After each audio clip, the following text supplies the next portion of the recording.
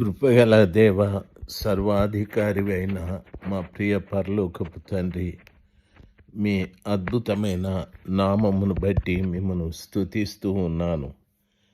ఈ ఉదయకాలము ప్రభా, మా దేశమును, మా దేశ నాయకులను బట్టి స్తోత్రాలు, పరిపాలకులను బట్టి స్తోత్రాలు, ప్రజలను బట్టి స్తోత్రాలు. దేశము పూర్తిగా మతాలు, మత కలహాలతో నింపబడి తండ్రి, రాజకీయం అంతా కూడా మతాల మీద ఉండి పరిపాలన చేసుకుంటూ ఉన్నారు. అందులో తండ్రి, అగ్రకులస్తులు ఒకరినొకరు గౌరవించుకుంటూ ఒకరినొకరు కనపరుచుకుంటూ ఉంటున్నారు. తండ్రి, మా దేశంలో కులహీనులు ఉంటున్నారు. వారిని ఎంతో నీచంగా చూస్తూ వారిని ఇబ్బంది పెడుతూ ఉన్నారు. దయచేసి మా దేశం యొక్క పరిపాలనా విధానమును మార్చుమని ప్రార్థిస్తున్నాను. నాయకులు, పరిపాలకులు, ఉద్యోగస్తులు అందరూ కూడా, ఉద్యోగస్తులు చాలా మట్టుకు 99 మంది లంచాలు తీసుకుంటున్నారు స్వామి.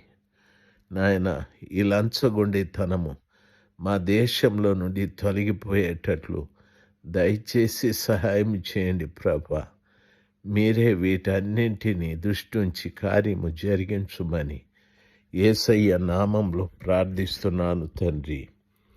Amen, amen.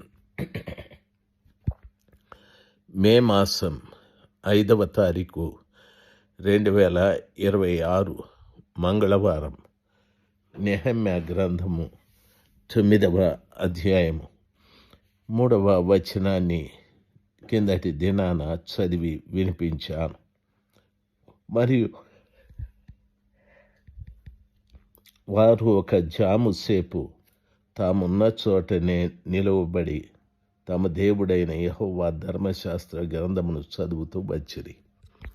3 గంటల సేపు వారు ఉన్నటువంటి స్థలంలోనే నిలబడి దేవుడు వారికి ఇచ్చిన ధర్మశాస్త్ర గ్రంథాన్ని చదివారు. ప్రియులారా, ఎంత గొప్ప సమాచారం!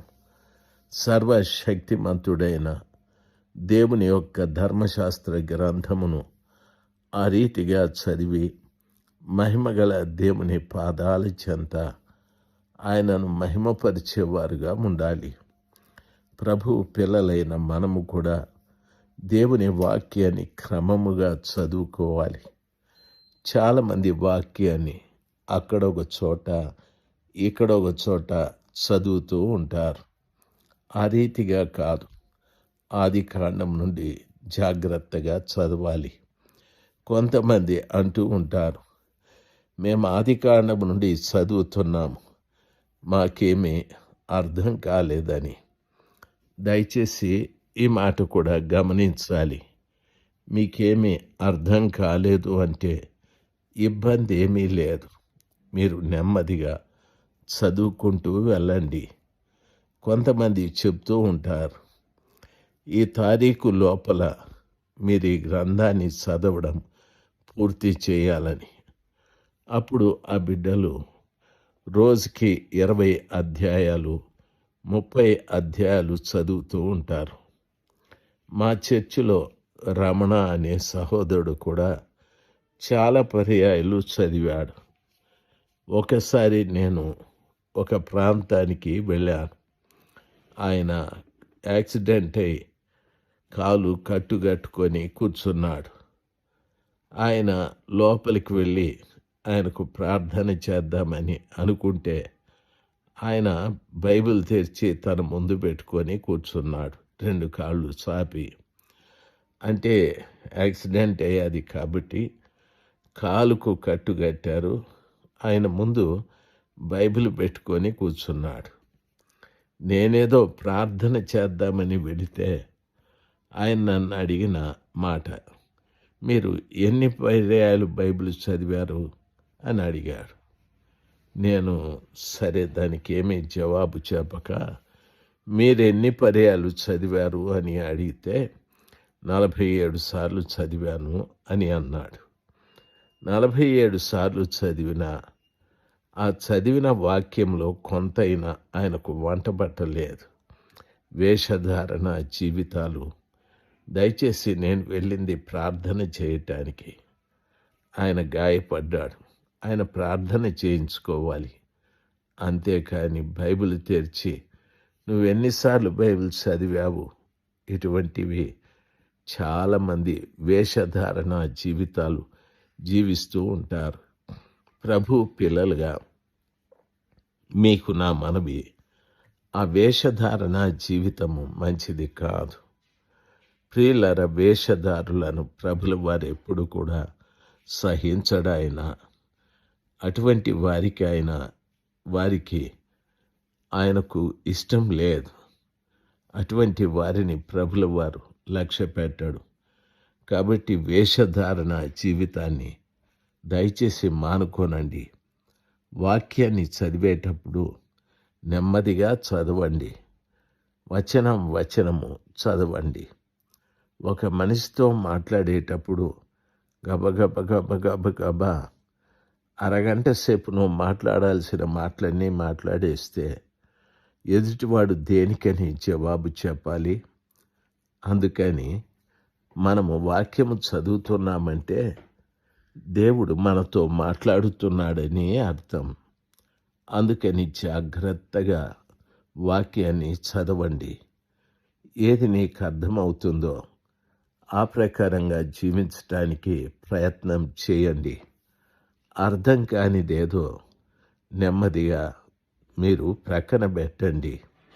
దేవుడు ఏదో ఒక్క రోజున దాన్ని మీకు అర్థమవు రీతిగా చేస్తాడు. ప్రభు పిల్లలు కదా మీరు, ఈ విషయాన్ని జాగ్రత్తగా గమనించాలి. చాలామంది బిడ్డలు అదే అడుగుతూ ఉంటారు, మాకు అర్థం కాలేదండి అని.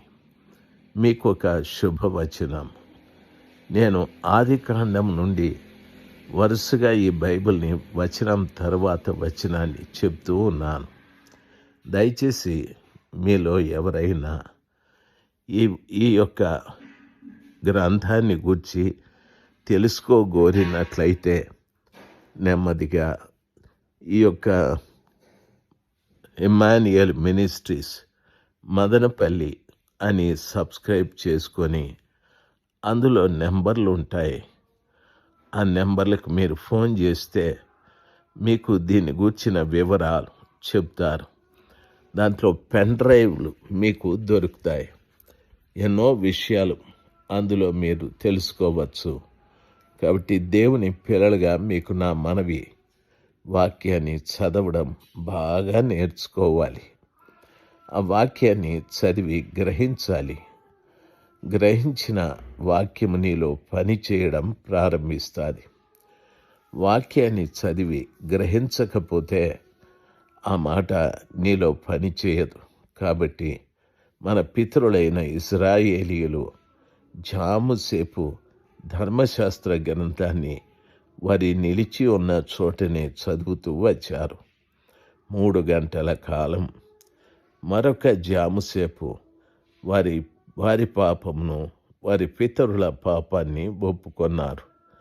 ప్రియులారా, మనము కూడా మన తండ్రుల పాపం, మన తాతల పాపం, వారి తండ్రులు వారి పాపాలన్నీ కూడా మనకు దోషాలై మనల్ని చుట్టుకొనకూడదు.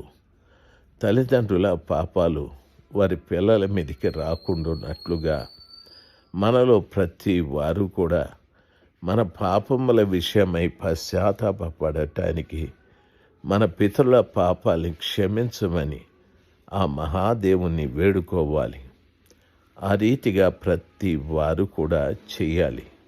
మహిమ, ఘనత, ప్రభావాలు దేవునికి కలుగు రీతిగా మనము ఆయన ఎదుట శిరస్సు వంచి నమస్కరించాలి. ఆయన ఎదుట మనము ఆమెన్ అని చెప్పాలి.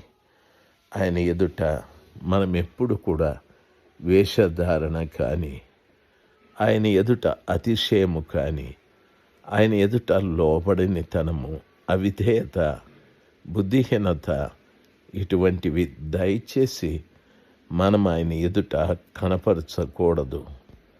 ఆయనకు మనలో ఇటువంటివేవి కూడా కనిపించకుండా మనల్ని మనము పరిశుద్ధపరుచుకుంటూ జీవించటానికి మనం ప్రయత్నము చేయాలి. ఆ కృప వాక్యం వింటున్న ప్రతి బిడ్డకును దేవుడు దయచేయాలని మనస్ఫూర్తిగా ప్రార్థన చేస్తున్నాను. దేవుడు మిమ్మల్ని అందరినీ దీవించునుగాక. మీ కుటుంబంలో ప్రతి వారి మీద దేవుడు కనుదృష్టి ఉంచి రక్షించి ఆత్మీయంగా బలపరచునుగాక. 3వ వచనాన్నే చెప్తూ ఉన్నాను. ఆమేన్.